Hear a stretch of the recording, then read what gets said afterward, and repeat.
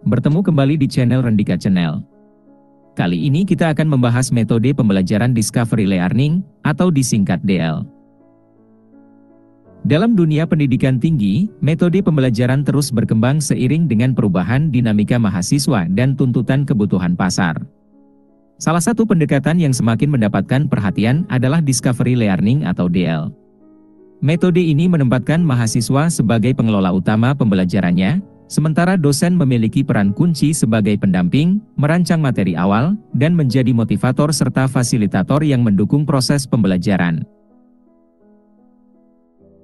Seperti yang diungkapkan Brunner dan Levankois, Discovery Learning atau DL adalah metode belajar di mana mahasiswa tidak mempelajari sesuatu yang tersaji secara final, namun mahasiswa mengorganisir materi belajarnya sendiri, menemukan konsep dan prinsip melalui observasi, klasifikasi, pengukuran, prediksi, penentuan dan infery.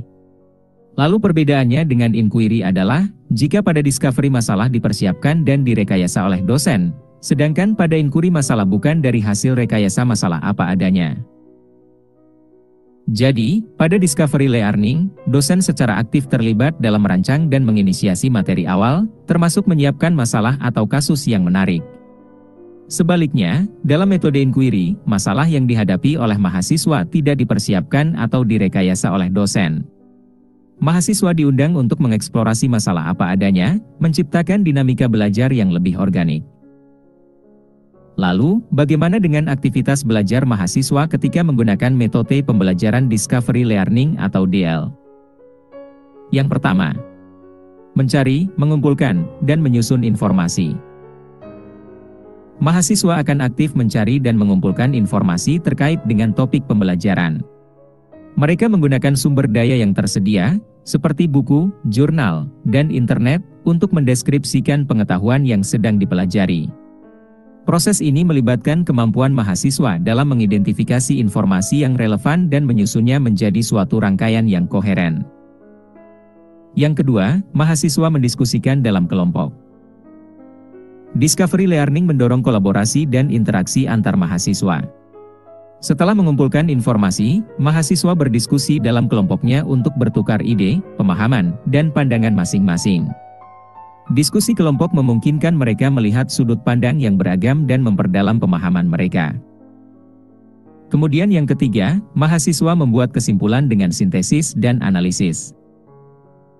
Mahasiswa tidak hanya menyerap informasi, tetapi juga membuat kesimpulan. Mereka melakukan sintesis dan analisis terhadap data yang telah dikumpulkan, memahami hubungan antar konsep, dan menarik kesimpulan penting. Proses ini membangun keterampilan pemecahan masalah dan berpikir kritis. Dan yang keempat, membuat tulisan dan slide untuk dipresentasikan. Setelah memahami konsep secara mendalam, mahasiswa diminta untuk menyajikan temuan mereka dalam bentuk tulisan dan presentasi visual. Mereka merancang slide presentasi untuk mengkomunikasikan informasi dengan jelas dan menarik. Ini melibatkan penggunaan keterampilan desain grafis dan kemampuan verbal. Yang kelima, mempresentasikan secara verbal nonverbal. Salah satu aspek penting dari Discovery Learning adalah kemampuan mahasiswa untuk menyampaikan temuan mereka secara efektif. Mereka mempresentasikan materi mereka baik secara verbal melalui pidato, diskusi, atau jawaban pertanyaan, maupun nonverbal melalui elemen visual dalam presentasi. Kemudian yang terakhir, mahasiswa membuat resume dari hasil presentasi dan diskusi. Proses pembelajaran tidak berakhir setelah presentasi. Mahasiswa kemudian membuat resume yang merangkum poin-poin kunci dari presentasi dan diskusi. Ini membantu mereka memahami ulang materi dan memperkuat pemahaman mereka melalui refleksi. Mari kita ambil contoh kasus untuk memahami bagaimana aktivitas belajar mahasiswa dapat terjadi dalam metode Discovery Learning atau DL. Kita ambil contoh dalam tema perkuliahan, penelitian lingkungan hidup di wilayah urban. Pertama, mahasiswa diberikan tugas untuk mengeksplorasi masalah lingkungan hidup di wilayah urban.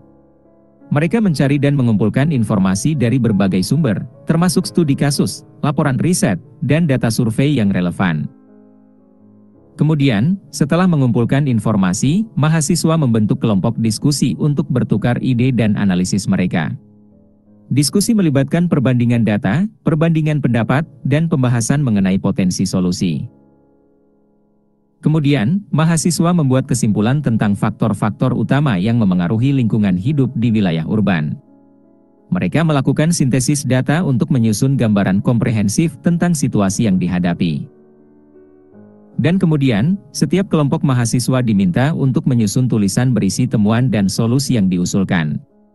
Mereka juga merancang slide presentasi untuk menjelaskan secara visual informasi yang mereka kumpulkan. Dan selanjutnya, saat presentasi, mahasiswa secara verbal menyampaikan temuan mereka, menjawab pertanyaan dari rekan-rekan sekelas, dan memberikan penjelasan yang mendalam. Presentasi juga didukung oleh elemen visual dalam bentuk slide, grafik, dan diagram. Kemudian, setelah presentasi, mahasiswa membuat resume yang merangkum poin-poin utama yang diungkapkan oleh setiap kelompok. Resume ini mencakup solusi yang diusulkan, perbandingan data, dan temuan penting lainnya. Lalu bagaimana dengan aktivitas yang dilakukan dosen dalam pembelajaran Discovery Learning atau DL? Yang dilakukan yaitu: pertama, menyediakan data, metode untuk menelusuri pengetahuan. Dosen berperan sebagai perancang awal pembelajaran dengan menyediakan data, informasi, atau metode yang mahasiswa dapat gunakan untuk menelusuri pengetahuan. Ini dapat berupa menyediakan studi kasus menarik, merancang eksperimen, atau memberikan akses ke sumber daya pembelajaran yang relevan. Kemudian aktivitas dosen yang kedua, memberikan bimbingan. Dosen tidak hanya memberikan materi, tetapi juga memberikan bimbingan kepada mahasiswa. Mereka membantu mahasiswa dalam merumuskan pertanyaan yang tepat, mengarahkan penelusuran pengetahuan, dan memberikan panduan yang diperlukan selama proses belajar. Kemudian aktivitas dosen dalam pembelajaran Discovery Learning atau DL yang kedua yaitu, memeriksa dan memberi ulasan terhadap hasil belajar mahasiswa. Dosen terlibat dalam memeriksa dan memberikan ulasan terhadap hasil belajar mahasiswa. Mereka menilai pemahaman mahasiswa terhadap konsep-konsep tertentu, kualitas penelusuran informasi, dan kemampuan mereka dalam mensintesis dan menganalisis data. Dan kemudian aktivitas dosen dalam pembelajaran Discovery Learning atau DL yang ketiga yaitu, melakukan evaluasi terhadap hasil belajar. Selain memberikan ulasan, dosen juga melakukan evaluasi terhadap hasil belajar secara menyeluruh. Mereka mengevaluasi sejauh mana mahasiswa mencapai tujuan pembelajaran dan kemampuan mereka dalam menerapkan konsep-konsep yang telah dipelajari dalam konteks praktis. Dalam keseluruhan, peran dosen dalam Discovery Learning adalah mendukung dan memandu mahasiswa selama proses pembelajaran. Mereka tidak hanya memberikan informasi, tetapi juga menciptakan lingkungan yang mendukung eksplorasi dan penemuan. Dengan memberikan bimbingan, penilaian, dan evaluasi yang konstruktif, dosen membantu mahasiswa mengembangkan pemahaman mendalam dan keterampilan yang relevan dengan materi pembelajaran. Maka dari itu kemampuan yang diperoleh oleh mahasiswa dalam pembelajaran Discovery Learning atau DL yaitu: pertama, kemampuan penelusuran identifikasi masalah. Mahasiswa mengembangkan kemampuan untuk melakukan penelusuran informasi yang relevan dan mengidentifikasi masalah dengan cermat. Mereka belajar bagaimana menentukan sumber daya yang dapat mendukung pembelajaran dan merumuskan pertanyaan-pertanyaan yang relevan. Kemudian kemampuan yang kedua, kreatif dan inovatif.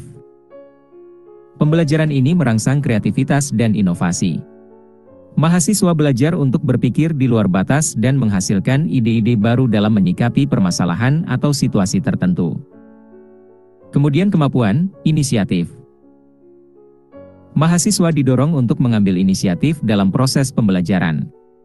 Mereka belajar untuk memulai eksplorasi, mencari solusi, dan mengambil langkah-langkah mandiri dalam menyelesaikan tugas-tugas pembelajaran. Dan kemudian kemampuan yang diperoleh oleh mahasiswa dalam pembelajaran Discovery Learning atau DL yang keempat yaitu, kemandirian. Discovery Learning memberikan kesempatan kepada mahasiswa untuk menjadi mandiri dalam mengorganisir waktu dan sumber daya. Mereka belajar bagaimana mengatur diri sendiri untuk mencapai tujuan pembelajaran. Kemudian yang kelima, kemampuan sintesis analisis. Mahasiswa mengasah kemampuan untuk mensintesis dan menganalisis informasi. Mereka belajar mengorganisir data, mengidentifikasi pola, dan mengekstrak makna dari informasi yang mereka temui. Dan yang keenam, berani ulet. Pembelajaran ini memperkuat karakter berani dan ketekunan. Mahasiswa belajar untuk menghadapi tantangan, tidak takut untuk mencoba pendekatan baru, dan tetap gigih dalam menghadapi kesulitan. Dan yang ketujuh, berpikir kritis. Mahasiswa mengembangkan kemampuan berpikir kritis dalam mengevaluasi informasi, merinci argumen, dan menyusun pemikiran logis. Mereka belajar untuk mempertanyakan, menganalisis, dan menyimpulkan dengan cerdas. Kemudian yang kedelapan, pengamatan. Discovery Learning mendorong mahasiswa untuk menjadi pengamat yang cermat. Mereka belajar untuk mengamati lingkungan sekitar, menganalisis situasi, dan menggali informasi melalui pengamatan langsung. Dan yang terakhir yaitu, problem solving. Mahasiswa belajar bagaimana menghadapi dan menyelesaikan masalah. Mereka dilatih untuk mengaplikasikan pengetahuan dan keterampilan mereka dalam menemukan solusi untuk tantangan yang dihadapi. Dengan menggabungkan semua kemampuan ini, mahasiswa yang mengikuti Discovery Learning tidak hanya memperoleh pemahaman konsep yang mendalam, tetapi juga mengembangkan keterampilan dan sikap yang penting untuk keberhasilan mereka di dunia akademis dan profesional. Oke, terima kasih telah menyaksikan video ini dari awal hingga akhir. Apabila masih ada yang dibingungkan, bisa ditanyakan di kolom komen.